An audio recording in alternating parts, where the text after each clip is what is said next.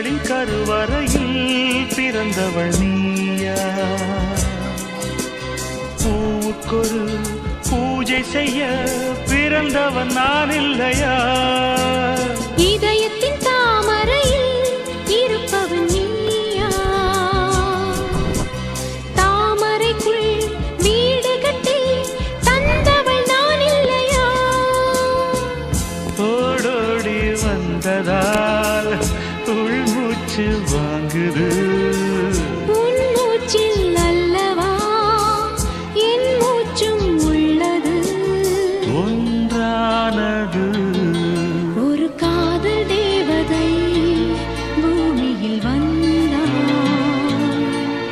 ஒரு காதல் காவியம் கையோடு தந்தாள்.